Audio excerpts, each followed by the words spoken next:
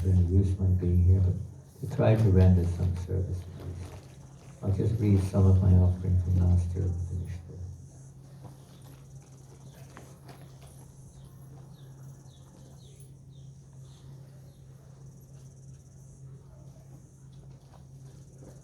At this point of my lifetime,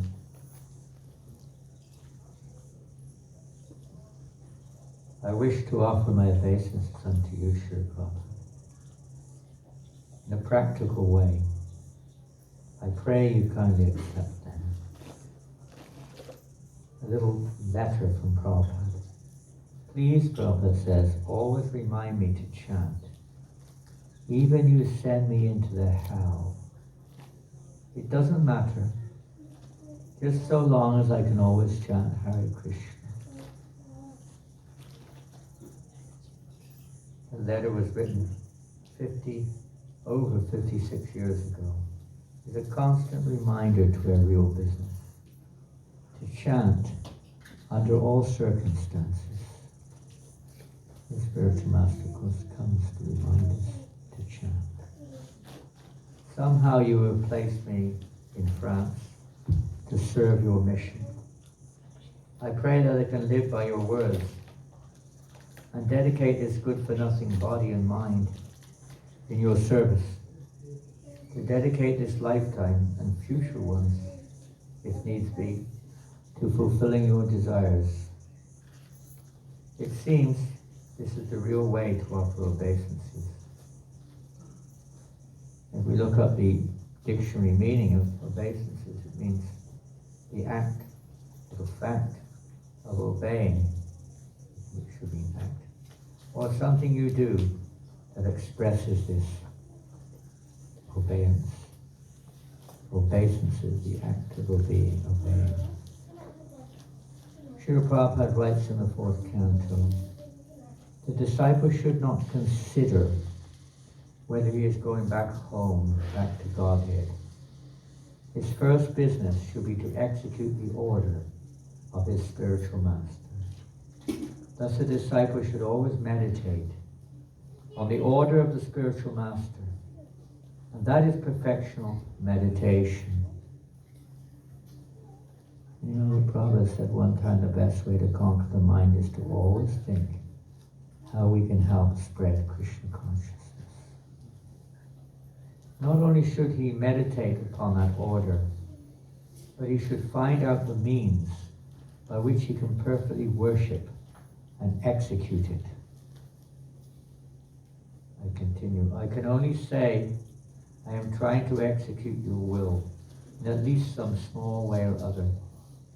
Please give me the strength that I do not desist, no matter what the challenge. And Prabhupada said in Paris in 1973, so I thank you very much for inviting me in your temple.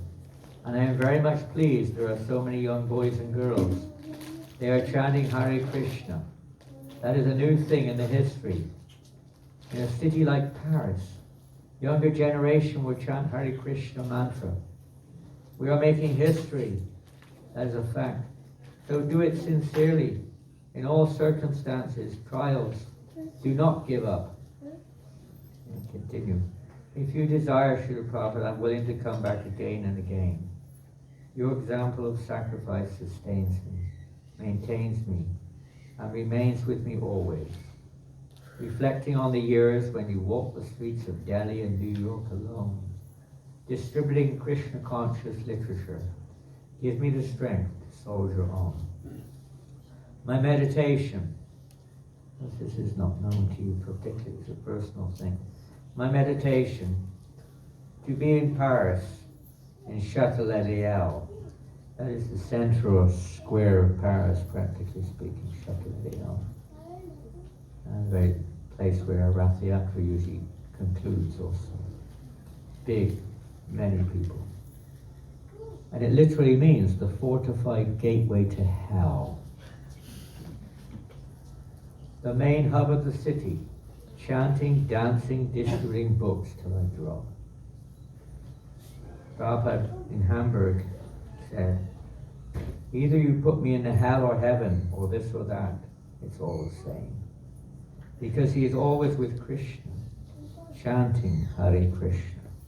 Krishna is always with him. So where is the cause of being afraid that this place is not good? This place is very good. No.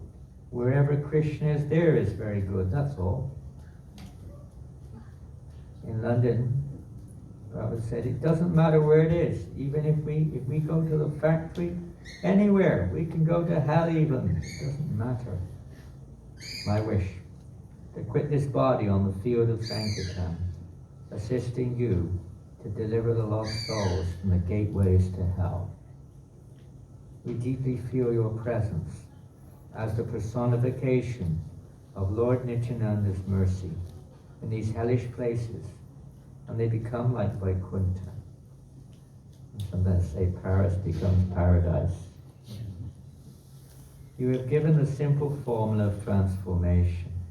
Chant, dance, and feast on Krishna Prasadam. The street becomes our temple, and all the conditioned souls there are coming to worship the Lord, even without their knowledge. You have truly given us this gift of seeing Krishna in everything and everywhere through this Sankirtan Yajna. We just have to do it. You have given us the most joyful austerity, perfection, path of perfection. In Krishna consciousness, our recreation is dancing and chanting. And when we get tired, we take prasad. Is dancing difficult? Is chanting difficult? I have no other hope than this, that you please always remind me to chant, and as long as this body works, to dance. I have no qualification for anything, but out of your causeless mercy, you have given me and everyone else this divine lifeline of Sankirtan. May I dedicate this lifetime in serving you wherever you put me, to sacrifice everything that is at my disposal. To hell with personal desires for satisfying my temporal so-called needs. The only thing of value in my life is the privilege to surrender at your will. Thank you, Srila Prabhupada, for this greatest gift of allowing me to associate, if only from a distance, with the topmost Leela of Harinam Sankirtan. This is my only sadhana. You are my only hope. Your begging servant, Janananda Goswami. Hare Krishna.